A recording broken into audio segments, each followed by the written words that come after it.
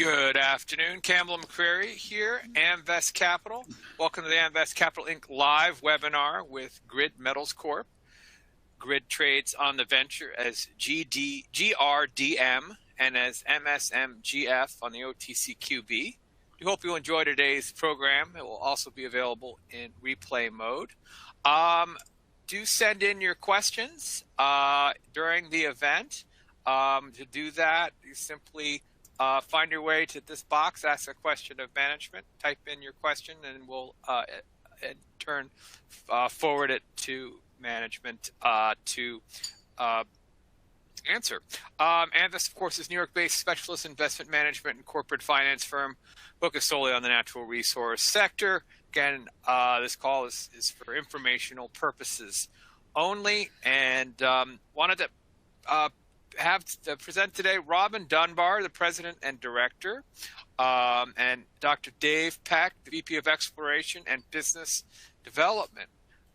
With that, I'm going to pass it to you, Robin, to kick us off, and as well as Dave. Thank you. Yeah, thanks very much, Campbell, and welcome everybody who's listening in and or later by replay. And we'll just walk you through today some of the recent developments of Grid and where we're going in the future. We will have some forward-looking statements about our business, so this is a disclaimer to that effect. For those of you not familiar with our company, we are focused in the battery metals space. We have three main projects, all really focused on nickel, copper, PGMs, lithium, and cobalt actually as well. We've got a very strong lineup of projects that we've had in the company for quite a few years, and during a lot of those years those metals were not really in favor, and so we're now back actively exploring each of these projects, all of which we believe have the potential to re-rate the value of Grid. The main projects are all located in southern Canada, in good mining jurisdictions with good infrastructure and renewable power. So they kind of tick all the boxes in the terms of being able to develop these projects cost effectively. The lineup, I'll start with our Bannockburn. It's a nickel project which we acquired from Outokumpu Mining. We have drilled 8 holes on that project. We're looking for a bulk tonnage disseminated nickel target. We also have massive sulfides, Kambalda style there. We expect those results sometimes in the next few weeks. They've taken quite a while, but those will be interesting. We have East Bull Lake, which we've been actively exploring, drilled 30 holes there over the last year and a half. And we've had some good results there. That's a palladium copper project close to Sudbury. And the property that we've had some development on today is the Makwa Mayville Project, and that is a advanced stage nickel copper PGM project, but also lithium project. It's located in the Bird River Greenstone Belt, just outside of Winnipeg. And we have a significant 43-101 resource of nickel copper PGMs. The company's run by myself and Dave, and my background, I've been in the exploration business for over 20 years now, currently director of McEwen Mining. Dave has had a pretty distinguished career in magmatic nickel and PGM deposits. So he's worked with a number of leading companies, most recently with North American Palladium, where he was the VP Exploration prior to the buyout of that company by Impala Platinum. The details of our capital structure is shown on this slide as well. Our market cap is still quite small, and we have a pretty good share structure, about 93 million shares outstanding. We currently have about $3 million in the bank, and a very strong technical team of people that are experienced in the industry who work with us primarily on a contract basis, but we have long relationships with them. What we announced today was some results from our Mayville Lithium project. The slide we have up here shows the Bird River Sill, which is located in southeastern Manitoba. And we have two claim blocks in the Bird River Sill. So the south claim block is where we have a nickel deposit, the Makwa deposit, and that's just north of the Tanko mine, which is it's actually a rare metals lithium mine that's been operating since 1968 in Canada. So this is actually Canada's only operating mine in that space. And then to the north, we have on the north arm of the Bird River Greenstone Belt, we have another block of claims. We have the Mayville copper nickel deposit. So those two base metal deposits comprise our Makwa Mayville project. And then to the south of the Mayville copper nickel deposit, we have some lithium claims which we acquired from Tanko back in 2016. And those are the claims that today we released some exploration results on one of the pegmatite dikes that we drilled actually back in 2018, but we haven't actually released those results until today. This area is prior to getting involved in it for nickel and copper, it's been a very prolific belt for lithium and pegmatites, and it's been operating as a mine since 1968, the Tanko mine, and they held most of the ground in this belt for many years and really didn't do a lot of exploration. And we acquired some claims from them that had some historical resource back in 2018, and we have a historical resource of 3.5 million tons on two LCT lithium, cesium, tantalum pegmatites. And these pegmatites are quite high grade, and they're spodumene pegmatites, which is now a preferred feedstock for the downstream products, carbonate and hydroxide. Today, I'll just go to this slide. Geez, Campbell, it's a bit blurry, the slide here. That's a little better. Today, we announced results from drilling on the main dike. And this is one of the dikes on the property. So on the left, we have the zone that we drilled. We drilled holes in over about a strike length of 775 meters.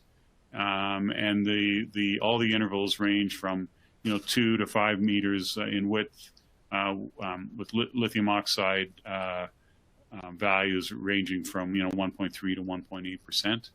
And they're also enriched in cesium, rubidium, and tantalum, and with a very, very low iron content. So, and this is a tabular body that's steeply dipping. And, we think this is going to be a zone that will be able to extend to depth because it's very, very consistent. And in this area, we have 5 different pegmatites that are known. And you can see this hatched area is really the exploration horizon. The 5 pegmatites are in this small area on the map here, and this is going to be our area of exploration. We have a second dike, the northwest dike, that has historical resource. There's about a 12-meter intercept that ran about a 1.7% lithium. We did some surface sampling on this, and we got up to 3% lithium oxide. So this is a really encouraging area for exploration for us, and it's our goal to try to build a resource of high-grade lithium over the next period of time here. Just for those of you not that familiar, I mean, most global projects in development are in terms of grade, between 0.8 and 2% lithium oxide.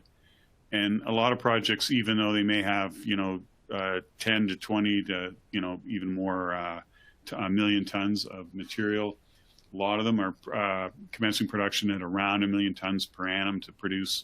The product they produce initially is a 6% spodumene concentrate. And so these, based on the rate of production, would come up with about 150 to 200,000 tons.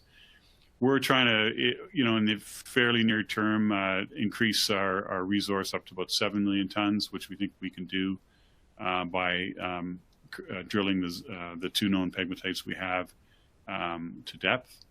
And at a 75% recovery and 1 million tons per annum production rate, this would produce around 187,000 ton per annum of 6% lithium spodumene.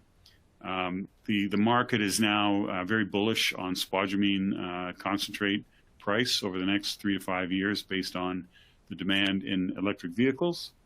And so we think it's an excellent market. And this lithium project is located immediately beside the our base metal project. So we think there's potential to share infrastructure, like all the parts of the plant and infrastructure that don't include the specific circuit for flotation or dense media separation for these products. So this is a really well located project.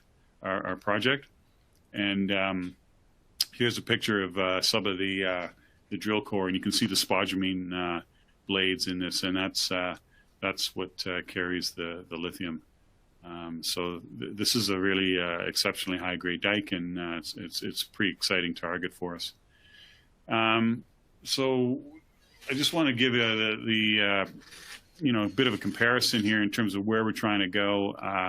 I picked a number of 4 projects located in various places in Canada and Australia that have market caps ranging from 245 million Canadian up to 918 million dollars Australian.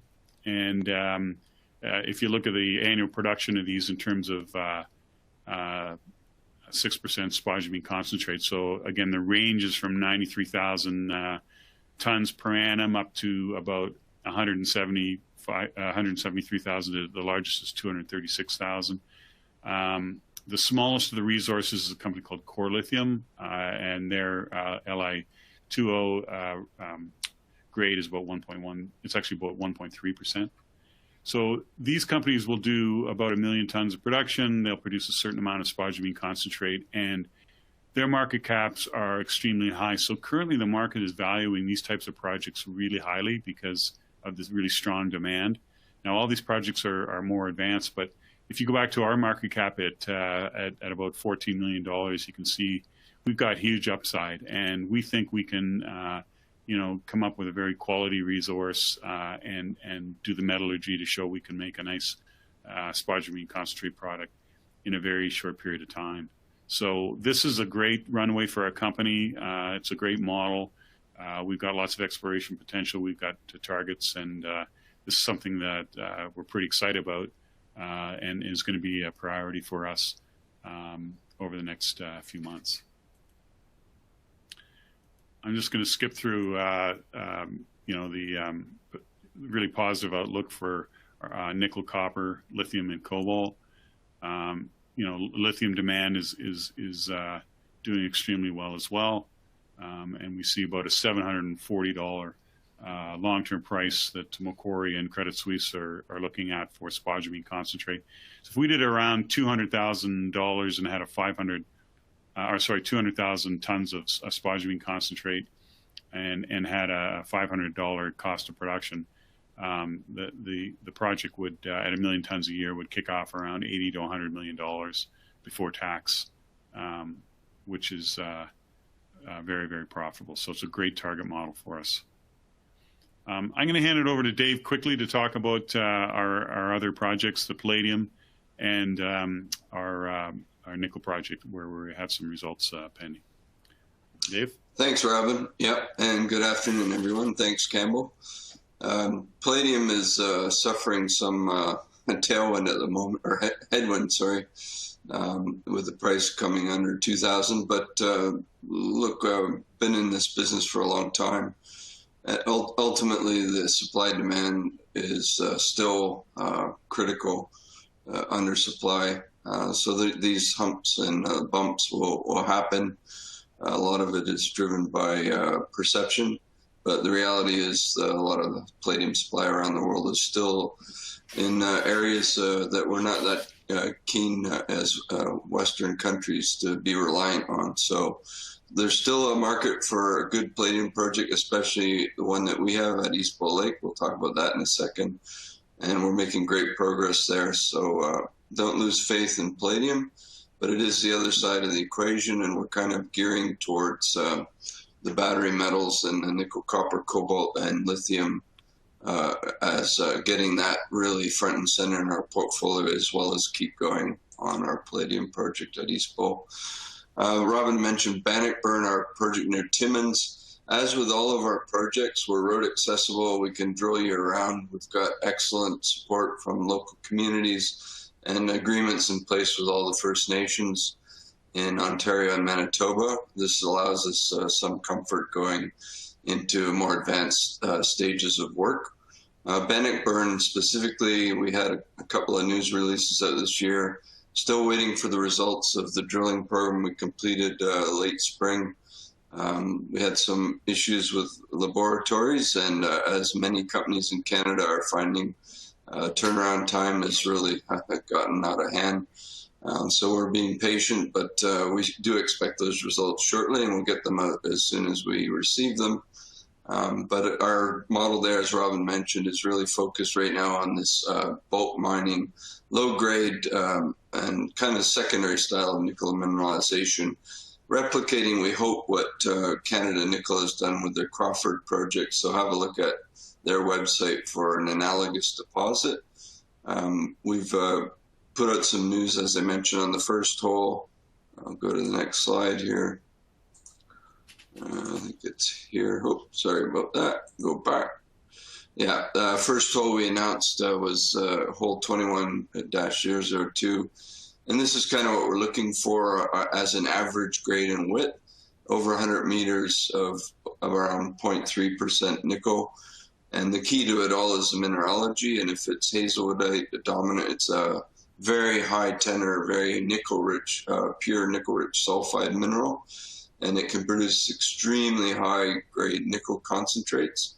So that's the focus. We've got multiple intersections to report on across this B zone, which is our disseminator bulk mining target, and stay tuned.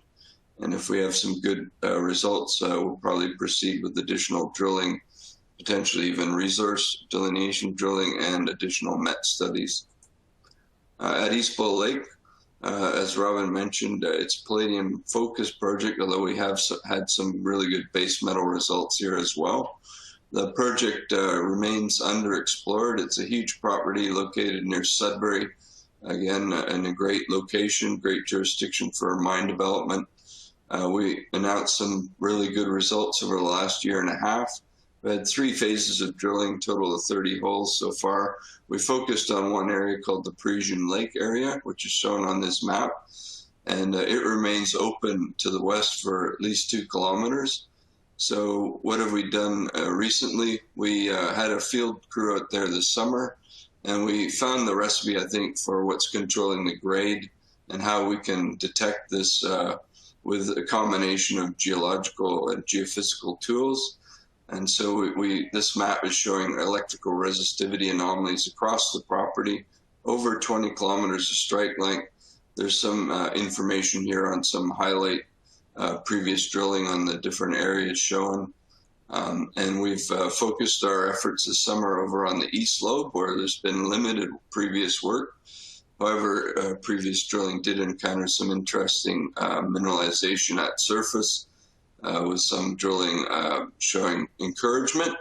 And we resampled and added to the sample database there. So we've got literally several hundred samples that were collected this summer. We'll be reporting on those in the coming weeks. And that will really set the tone for planning the next phase of drilling. Any of these features, they're all, 1, 2, 3, 4 kilometers long. And you can imagine, what does that mean for PGEs? Well, Lac des Îles, where I worked for many years with North American Palladium, had a 200 million ton deposit and over 10 million ounces contained palladium. It's worth a lot of money, and that's only a strike length of 1 kilometer. So we're in the right place to have great success, but it probably is going to take us, a few more rounds of drilling to get there. So stay tuned in terms of our plans. And then just wrapping up here on Makwa Mayville, Robin mentioned, this is our sort of core property. It's been the cornerstone of Grid for many years. And we've got a lot of news coming out in the fall on our plans. We are re-engaging with engineering firm. We're going to redo the resource estimates and probably move towards a new PEA. Everything's better than when we did the last PEA study in 2014. So this is one of the triggers, we think, for re-rating, just doing that basic work at a good time in the market with nickel, copper, cobalt, all ascending, and then, of course, the lithium potential, as Robin had mentioned. So there's lots of information on all these properties on our website, and I encourage you to have a look at that. And I think at that point, we're probably out of time, so I'll just turn it back to Robin to wrap up. Yeah, so I think Dave's exactly right. You know, we feel the main focus will be you know, to do more drilling next year and try to get these projects re-rated. We like the base metal potential. You can see in this slide here, you know, compared to a lot of these other companies with similar contained metal, you know, our market cap is much lower. And I think one of the reasons for that is, you know, we spent a lot of time over the last couple of years working on the Palladium, which is a smaller market. And, you know, so we think we're going to, you know, kind of refocus on our base metal and lithium projects to see if we can get some traction on that. And, you know, we do have a lot of catalysts next year. I mean, we have, you know, full slate of drilling results coming on Bannockburn, you know, East Bull Lake Palladium results there. And we're funded for another phase of drilling currently for, you know, where we want to go back to. And, you know, we think, you know, we have a strong resource base right now, and adding the lithium project to the mix in the same area is a very solid addition for us. So, you know, we're pretty optimistic about where we're going here. And, yeah, we think the next couple of years is going to be good for us. Great. Thank you. Let's get some questions. Please, listening audience, just click on the Ask a Question button there that's blinking, and we'll incorporate your questions into the Q&A. And please share this event, that thing blinking there, and people will be able to log into the rest of the live, or they'll be taken to the replay. So, gentlemen, can you give some more details about your new exploration agreement with the First Nations? Yeah, we have agreements in all three of the project areas. The one that we had the longest lead time to redo, actually, we had one before, was in Manitoba, covering the Makwa Mayville Project. And basically, it's a framework for, you know, the permitting process, the First Nations involvement in some of the kind of archaeological work that we do prior to getting the permits. And there are some financial benefits for them for participating, and also governing, you know, hiring of their people when we can. So it's a pretty standard agreement for in Canada. It did take a while to negotiate, but you know, now we have them, I think we can say, as very willing partners in terms of us getting permitted. And the agreements in Ontario are similar as well. So that's a big green light, because that enables us to really, you know, do some serious drilling in the Bird River area in Manitoba this year. What is the industry average grade for marketable copper and nickel concentrates, and what does your planned concentrate grades look like for now? Yeah, I think you know, in Canada for the smelters, they want 11 to 12% nickel concentrate, and both Makwa and Mayville are in that range. For copper concentrates, you want north of 25, and that's the Mayville project is where we would produce a separate copper concentrate, and that's over 25. So we've done a lot of work on metallurgy, and you know, we've improved the recoveries, and you know, I think it's fair to say we can make a good base metal concentrates with credits for cobalt and PGs. One of the things we did at Mayville over the last few years was we did another round of drilling. In the PEA, we have 40% recovery of nickel because we hadn't done much met work, and we went back and did another round with the Glencore lab in Sudbury. We were able to get the projected nickel recovery up from 40 to 68%, and that's on 125 million pounds of nickel. So that's a big pickup that's going to go into the next PEA. And they also said, yeah, you can. There's cobalt in the at a fixed ratio with the nickel, and you should be able to recover that as well. So, you know, a lot of cobalt deposits you hear about, really tough to produce something the smelters want to buy. As the guy said to us, that, you know, we like the cobalt in with the nickel concentrate. That's what we're used to processing. So that'll be a nice pickup to the project as well. So, you know, always lots of work to do on metallurgy, but we think, you know, we're in the right range there. It's not going to be a big washout like some other nickel projects have run into. What do you think we can see? When do you think we can see an initial resource from the Mayville PGE zone? Yeah, that's something we didn't mention in this presentation very much. We drilled some really high-grade holes in the there's the PGE zone here. If people can see the screen, so the kind of the core area we had, you can see the results. We had 50 meters of 2.4 grams and 60 meters, or sorry, 23 meters of a gram, 71 meters of a gram, 9 meters of 4.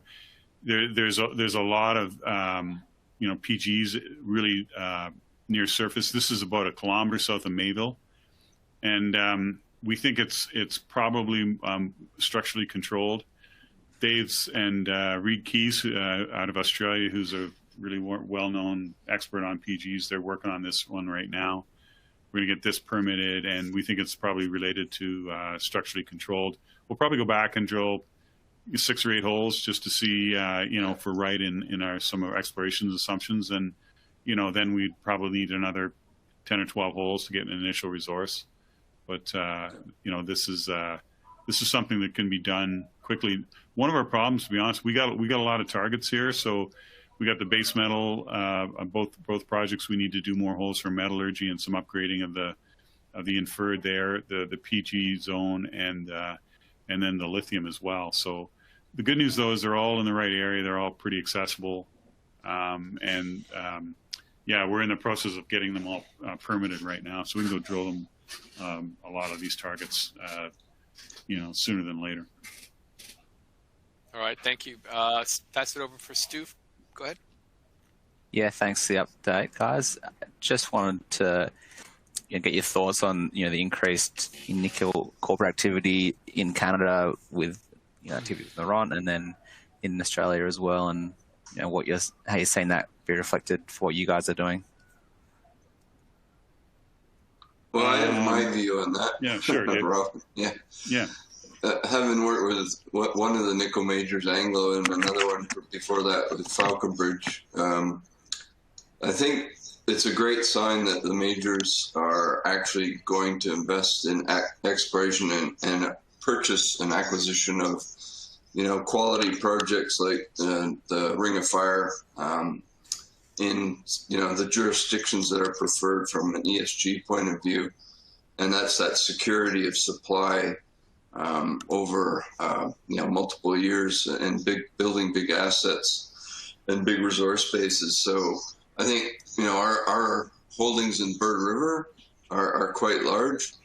We are also looking at other opportunities, belt scale things, to augment our current nickel portfolio, because we believe absolutely that nickel is going to be in vogue for many years to come. Mm-hmm. And for very good structural reasons, and that the majors have already tipped their hand that they're willing to reinvest in sulfide nickel exploration and development in safe jurisdictions. So, that's my pedigree, is exploring Canada especially, but globally for nickel sulfides. And we're in a good spot actually to do very well, not just in our Bird River Belt assets, but also with Bannockburn and some other things we're looking at. So I believe strongly in that market. Yeah. Yeah, and one thing, I mean, Western Areas, who's a nickel producer out of Western Australia, owns a piece of us, about 5% of our company, and they are actually the current target of takeover discussions by a couple of different groups in WA there. So yeah, it's hitting pretty close to home, and you know, we think anybody looking at this Bird River Belt is, you know, as a geologist is going to say, you know, it's a big belt. It's genetically linked to the Ring of Fire. That's been done by the Canadian Geological Surveys and others. And most of the drilling that we did over the years was pretty shallow and focused on the resources. So, you know, we think there's lots of upside in the belt, and you know, with Dave on the team leading the charge here in terms of the exploration, I think, you know, we're bringing another level of sophistication to our efforts. Yeah, most definitely. And then, you know, speaking of shareholders, who if you could run through who some of your shareholders are in Grid? Yeah, we've had a number of, like, I think 10 or 12 institutional shareholders that have come in. You know, we've been working with Red Cloud in Toronto, who's doing some research on us, and they've I guess Mackenzie Fund is one that people might recognize. They're one of the larger funds that we're a very small company for them to be investing in, but I'd say they're very sophisticated, so they like what we're doing. Nice. And when did they enter their position? In the last placement that we did. Oh, great. Yeah. So less than a year ago. Yeah. Very good. Yeah. And then how are you kind of approaching, like, splitting the budget between the three projects? And yeah, you know, I'd say, you know, with the next big whack of exploration, I think is going to be prioritized to the Mayville area, between the base metal and the lithium projects. Yep. And yeah, we want to see, you know, I guess our budget there is kind of in the range. The next round will be about $1.5 million in drilling, which we'd be able to do quite a few holes. And I see there's a question here about, you know, from Robert Ebenstein, and he's got a good question. He says, the projects are great, how do you get the public to buy and re-rate? I think that, you know, the real recipe for that is a very consistent message, a very focused approach in terms of the projects, and drill holes and report, and then have good results and drill more holes, and at the same time take some pretty active promotional steps in the company. And so we're trying to find the right mix in terms of, you know, how we, you know, spend money to, you know, for advertising and get new people interested. And you know, what as it's just going to be a small amount of the budget, but it's an important amount of the budget. And and I think we're not, you know, we're going to be moving less, you know, between projects, and more a focus, particularly early next year, on our project in Manitoba. Yeah. And do you have drill targets ready now, or are you still kind of finalizing some of them? No, we're just working through the final iterations, actually, and the permit applications are actually getting finalized right now. They'll go in the next week or so. With the support of the First Nation, we hope that won't be a long process, and we should be able to start drilling this winter. So largely the plan is in place. Most of the targets are defined. Just a bit of fine tuning. Yeah. And do you have a drill rig secured or lined up, contractor lined up? Yeah, more or less. I mean, it's a company we've worked with off and on for, you know, 15 years. So they're keen and wanting to resume that relationship. And so the answer is yes. Yeah, and they're about, you know, an hour away. So they've been drilling all over North America, and if they work for us here, the guys can drive home at night. So they like this. Yeah. Great.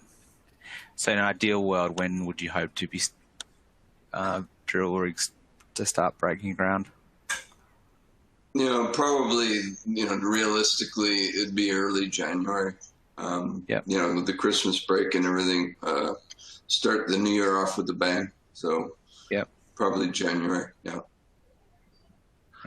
And some of these, I mean, some of these areas we can get to when it's not freeze-up conditions, so it's not essential that we have winter conditions for all of this drilling. Yep. Got it.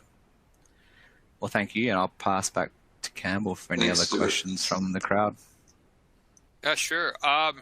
Last year, Grid hit high-grade nickel and copper beneath palladium at EBL, Parisian Lake. Why was this not followed up?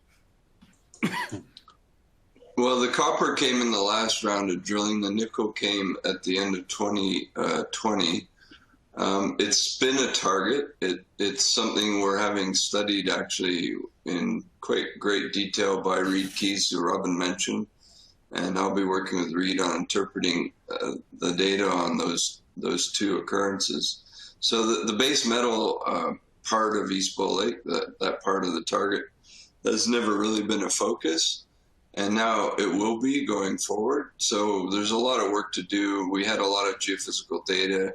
We were sort of picking, you know, targets that would reflect the palladium-rich mineralization, which doesn't really conduct electricity. So I think going forward, we have two targets, clearly, the base metal and the footwall a la Sudbury, and the massive sulfide potential, as well as the disseminated halo palladium-rich mineralization above. So yes, it's still front and center going forward, but we haven't had that next program to start specifically testing that. All right. Today's press release suggested Mayville Lithium Project might be funded by a strategic partner so Grid can focus on other projects. Could you comment? Dave, I can handle that one. Sure. I think the answer is yes as to, you know, as to when that might occur. I would estimate that would be after another round of drilling. So we at the main dike we drilled that to 100 meters. There was the previous drilling was actually done in 1955, and that went down to like closer to 300 meters. So we've got another couple of fences of holes deeper, and then the other dike, which is actually wider. We'd want to drill that. But I think once we start to show that we have a significant resource there, I think that's the time when we'd be able to generate, significant interest in terms of, some kind of co-funding or offtake kind of agreement and for this project. So, today was really the first step, and, we think we can, these are very consistent ore bodies. So, we think we can generate some good results, generate some interest in the stock, and then really focus on a strategic partner, which takes a long time anyway. So, what is the resource thesis on Makwa Mayville Copper Nickel Project in terms of potential upside, as the current resource size looks modest? Well, it was a pit-constrained resource. So at Makwa, it's a past producer. It was a shallow pit operated by Falconbridge many, many years ago. And basically, we've kind of taken the next level down and incorporated that. The deposit is still, partly open at depth. There's some structural potential for structural offsets that's very clear from the geophysics. It's not yet tested. And there is some potential for new discoveries in the same permit area with some prospective geology and geophysical targets. So that's Makwa Mayville. Again, it's pit constrained, so the drilling was relatively shallow. There is a higher grade and deeper part of the deposit that's open at depth. And there's still a potential to add not just the PGE Zone at Mayville, which is only 500 meters away from the main deposit, that could add some value in terms of that project going forward. But also the deposit, there's a couple other intrusions that may be subchambers that are sitting just to the south of the main deposit So there's still, I think, reasonable potential, especially if we're looking at possibly going underground on the higher grade core of both deposits to expand the resources. And that's that's part of the focus for the next round of drilling on both projects. How will GRID maintain momentum on its Makwa Mayville copper, nickel, and lithium separately? It's Bannock, Cockburn, as well as East Bull Lake. Robin? Well, I think we're what we're kind of signaling is we're going to have to focus a bit more, and I think the focus will be on drilling in the Bird River Sill. So that would be the Makwa Mayville and the Mayville lithium, which are, the Mayville is about a kilometer away from the Mayville base metal deposit. So that's going to be our focus, is the Bird River Sill, and we want to drill multiple holes and over a period of time and build up the resources. East Bull Lake, we like East Bull Lake, but the palladium market it's a smaller investor audience. The price is kind of declining. Really the narrative is that they're not going to use as much palladium because there's going to be more EVs and less ICEs on the road. So we don't want to try to fight the headwinds, and we have great project in the battery metals. So I think we're gonna go with that for the current time, and down the road when the palladium market and people's interest is a little higher, go back to that. So we want to focus a bit more here. We'll go to one last question, but I want to encourage everyone to share their feedback. It's glowing there now. And what permits do you have? How many more do you need? And how long will it take to obtain them? We're permitted for Bannockburn and East Bull for the next phase of drilling that we plan to do. And in terms of Manitoba, as I'd mentioned earlier, we're just filing those permits literally within the next few days. So with the support of the First Nation, we hope that will be a speedy process, and we should have those in place before we plan to start drilling in January. All right, thank you. I'll turn this back to Robin to close us, but if you want to find any important links, presentation, and stock performance, you can go to that box there. Passing this back to Robin and Dave to close us. Sure, I'll just say thanks for people for listening. And we have some great projects, and we have some other initiatives that we've been working on, which we think that people will be interested in and generate interest in the company, that we think will come to fruition over the next couple months as well. So a lot going on at GRID, and we're in the right space. And I noticed that Breakthrough Metals, which is Bill Gates and Michael Bloomberg and Jeff Bezos, they just announced their their initiative is they're broadening out into lithium too. So we're doing that at the same time as they are. So we like our business plan, and we like the markets going forward. And our market cap's low. We're going to get this thing higher. So. Great. Thank you, and good day, everyone. Appreciate your feedback, either here or when you log out. Good day. Thanks, Campbell. Thanks. Thanks, everyone. Thanks, Campbell.